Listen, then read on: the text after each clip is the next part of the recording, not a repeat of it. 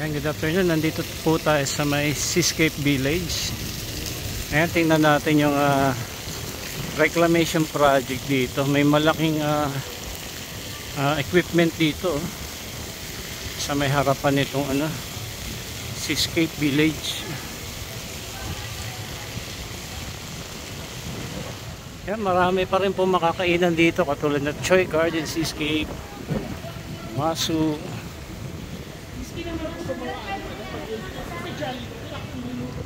Samgi Garden.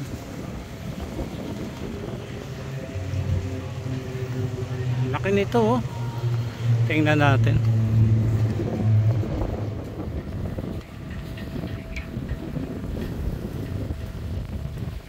Ayan, oh. Ano na pala rito?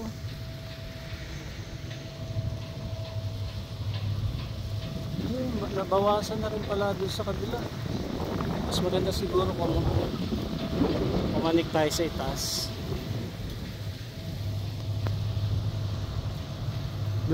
Doon tayo. Panik tayo doon sa itaas. Para makita natin yung ginagawa dito.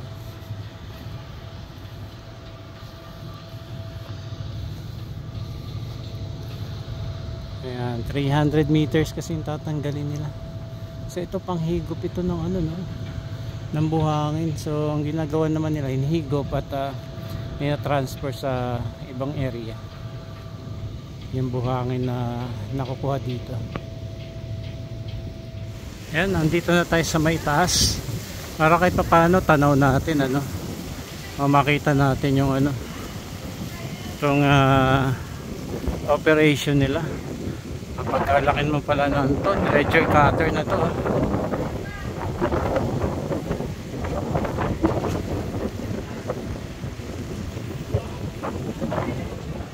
Zoom natin.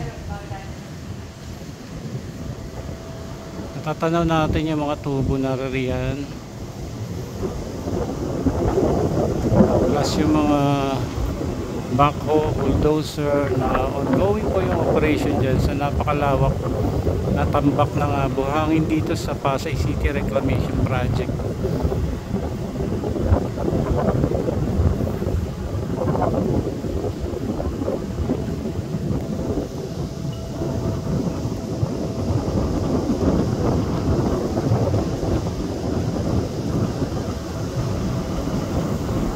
Ayun, merong barko na ngayon na nagbubuhos.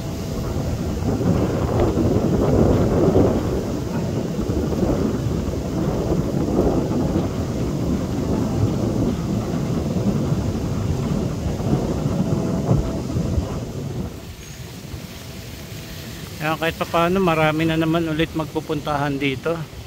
Nung wala pang tambak ng buhangin dito, talagang dinadagsa po ito ng mga tao, maraming kumakain dito. Pero ngayon kasi nabawasan na. Ito na, yun pala. Nagbuga na yun,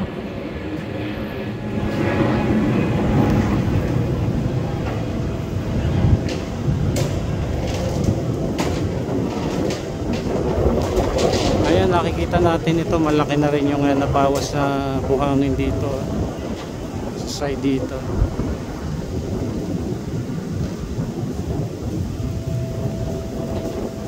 Napaliparan na rin natin to before ng drone. Talagang ang lawak na po ito mga kababayan hanggang doon sa may Mall of Asia.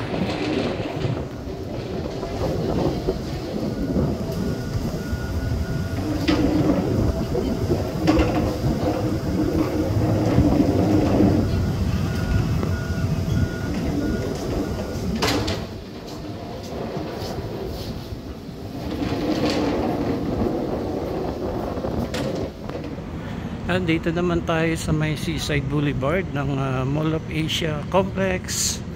Mas makikita rin po natin yung ibang operation dito sa reclamation project. Dito po yan sa Pasay City. Ayun, tanaw natin itong barko na to na kasalukuyang nagbubuhos ng buhangin.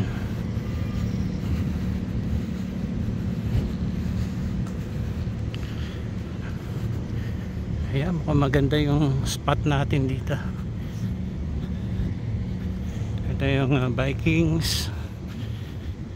Dito tayo sa may bandang dulo, no, na area sa may Seaside Boulevard. Ito yung Island A, yung tambak ng buhangin dyan na napakalawak na.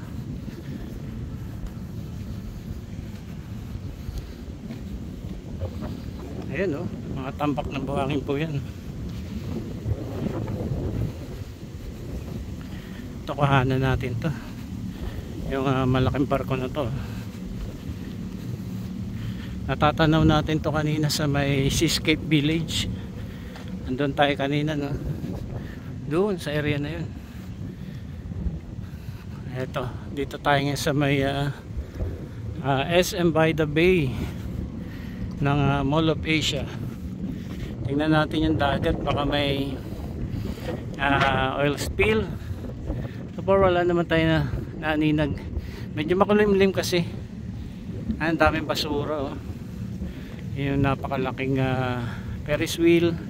Ito yung mga tambak ng buhangin, oh. Kaya bago natin pakita rito sa may harapan natin, pakita ko muna sa inyo itong mga natatambakan na ng buhangin dyan sa may harap ng MOA. Lawak na nito, mga kababayan, no?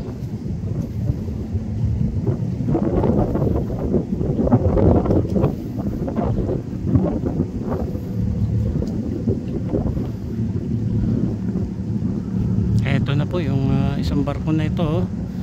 Nakikita po natin ngayon ang pagbubuhos niya ng buhangin.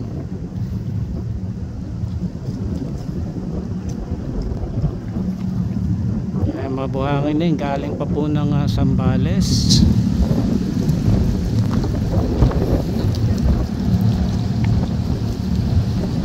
Ayan, o, supa natin.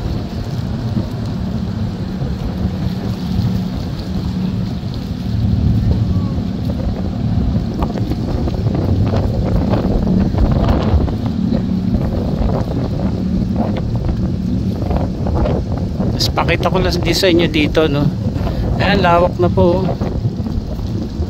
Kita rin po natin yung ibang mga backhoe dyan na nag-ooperate. Ayan, medyo makulimlim lang kasi parang uulan na, no. Ito, pakita ko muli yung Island A. Lawak na nito, ayan. Yan, andun tayo kanina sa may Seascape Village.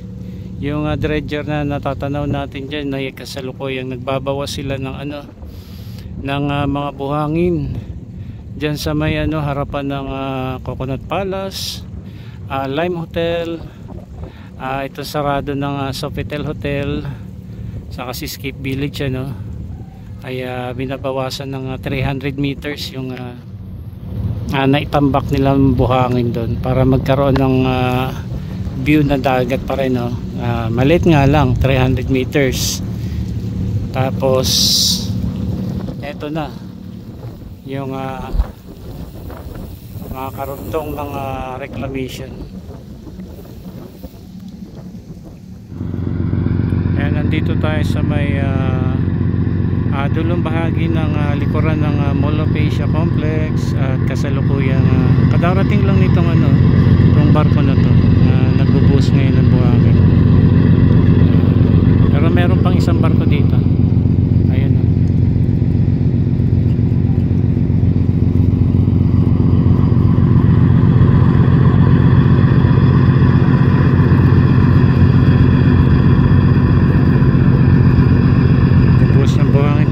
dito may mga backhoe na rin, may mga bulldozer na nag-ano po dyan, nag-ooperate na rin. May mga tao dun,